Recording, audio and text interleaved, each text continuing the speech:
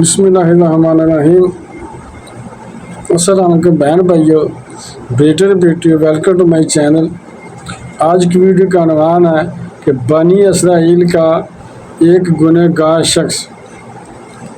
آج کی ویڈیو بہت اہم ہے، بہت محنت سے آپ کے لیے بنائی ہے، اس لیے آپ کو چاہیے کہ اگر آپ میرے چینل پر نئے ہیں تو پہلے چینل کو سبسکرائب کر دیں اور بیل کو دبا کر آل پر کلک کر دیں تاکہ میری آنے والی اچھی اچھی ویڈیوز آپ کو ملتی رہیں۔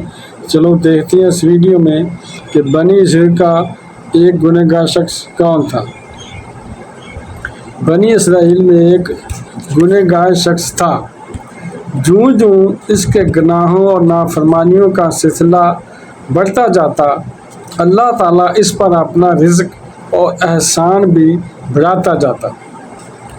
جب اس نے حضرت سیدنا موسیٰ کلیم اللہ علیہ السلام سے گناہوں اور برائیوں میں ملوث رہنے کے لیے عذاب کا بیان سنا، کہنے لگا، اے موسیٰ علیہ السلام، میرا رب تعالیٰ کیا چاہتا ہے؟ کیونکہ میں جب بھی گناہوں میں زیادتی کرتا ہوں تو وہ مجھے اپنا مزید فضل و نعمت عطا فرماتا ہے۔ یعنی میں جیسے جیسے گناہ زیادہ کرتا ہوں تو میرا رزق میں اضافہ ہوتا ہے، میری نعمتوں میں اضافہ ہوتا ہے۔ یہ کیا ماجرا ہے؟ اس بات پر حضرت موسیٰ علیہ السلام بہت حیران ہوئے۔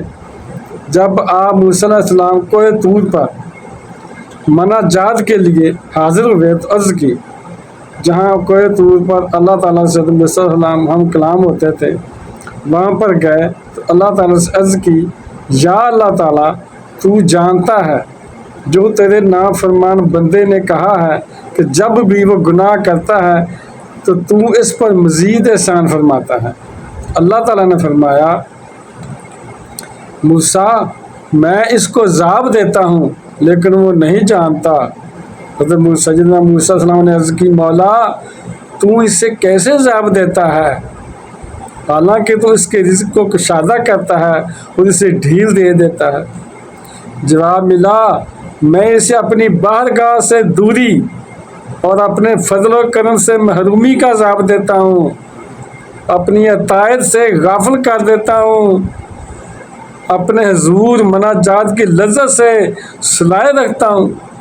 یعنی جو اللہ تعالیٰ کے پیش ہونے، ان کی بارگاہ میں پیش ہونے پر نماز پڑھنے میں جو سرور و لذت ملتی ہے، اس سے میں اسے دور کر دیتا ہوں، جو سجدوں کی لذت سے اسے دور کر دیتا ہوں، رکوع کی لذت سے دور کر دیتا ہوں، قیام کی لذت سے دور کر دیتا ہوں، اور سحری میں اپنے عطاب اور دل نواز خطاب کی لذت سے محروم کر دیتا ہوں، اور جو سحری کے وقت، پچھلی رات کے وقت نماز پڑھنے میں جو لطف آتا ہے، اس سے مجھ سے محروم کر دیتا ہوں۔ موسیٰ، وہ یہ نہ سمجھے کہ میں اس پر راضی ہوں، میں اس پر ناراض ہوں، میں اسے اپنی نعمتوں تو دیتا رہتا ہوں، اضافہ کرتا ہوں، مگر میں اسے سجدوں سے دور کر دیتا ہوں۔ میرے عزت و جلال کی قسم، میں اسے ضرور اپنا دردناک عذاب چکھاؤں گا اور اپنے انعام و اکرام کی زیادتی سے محروم کر دوں گا۔ اے مسلمان، گناہوں میں مقابلہ کرنے والوں کو دیکھ کہ ان کو بہت زیادہ مہلت دے دی گئی اور ان کے عذاب دینے میں جلدی نہ کی گئی بلکہ انہیں ڈھیل دے دی گئی، مگر وہ گناہوں کی لذات پر خوش ہیں، وہ مست ہیں، دنیا میں مست ہیں، حالانکہ یہی لذات ان کے لیے غم کا باعث بن جائے گی، صدمے کا باعث بن جائے گی۔ چنانچہ رب تعالیٰ فرماتا ہے، اَيَحْسَبُونَ أَنَّمَا نُمِدُّهُم بِهِ مِن مَالٍ وَبَنِينَ نُسَارِعُ لَهُم فِي الْخَيْرَاتِ بَل لَّا يَشْعُرُونَ۔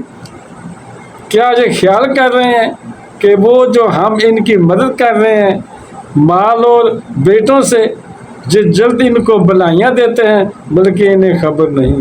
اللہ تعالیٰ نے ان کی سامان زینت سے مزین روح گردانی کو واضح کر دیا اور اس کی مثال یوں بیان فرمائی، فَجَعَلْنَاهَا حَصِيدًا كَأَن لَّمْ تَغْنَ بِالْأَمْسِ كَذَٰلِكَ نُفَصِّلُ الْآيَاتِ لِقَوْمٍ يَتَفَکَّرُونَ۔ تو ہم نے اسے کر دیا کاٹی ہوئی گویا کل تھی ہی نہیں۔ ہم یوں ہی آیتیں مفصل بیان کرتے ہیں غور کرنے والوں کے لیے۔ صدر الفاضل سید محمد نعیم الدین مراد آبادی علیہ رحمہ تفسیر خزائن العرفان میں اس آیت مبارکہ کے تحت فرماتے ہیں، یہ ان لوگوں کے حال کی ایک تمثیل ہے جو دنیا کے شیفتہ دلدادہ ہیں اور آخرت کی ان کچھ پرواہ نہیں، یعنی دنیا چاہتے ہیں اور آخرت کی پرواہ نہیں ہے۔ اس میں بہت دل پذیر طریقہ پر خاطر گزین کیا گیا ہے کہ دنیوی زندگانی امیدوں کا سبز باغ ہے۔ اس میں عمر کھو کر جب آدمی اس غایت پر پہنچتا ہے جہاں اس کو حصول مراد کا اطمینان ہو اور وہ کامیابی کے نشے میں سست ہو، اچانک اس کو موت پہنچتی ہے۔ یعنی ایسے زندگی وہ نعمتوں میں گزارتا رہتا ہے، اللہ تعالیٰ سے غافل ہو جاتا ہے تو وقت آ پہنچتا موت کا اور وہ تمام نعمتوں اور لذتوں سے محروم رہ جاتا ہے۔ تو جب موت آ گئی پھر لذتیں ختم ہو گئی، مگر گناہ باقی رہ گئے۔ ایسی لذتوں کا کیا فائدہ ہے جو لذتیں ختم ہو جائیں اور گناہ باقی رہ جائیں، گناہ اکٹھے ہو جائیں۔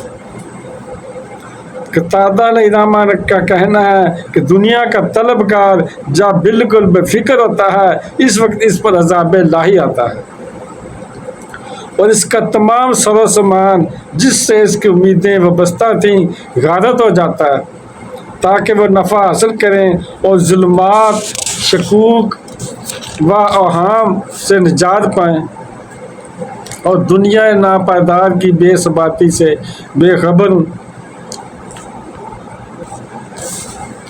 دنیا کی لذتوں میں مشغول رہنے والوں، تمہارا رب واضح طور پر فرما رہا ہے اِنَّا أَنذَرْتُكُمْ عَذَابًا قَرِيبًا، ہم تمہیں ایک عذاب سے ڈراتے ہیں کہ نزدیک آ گیا۔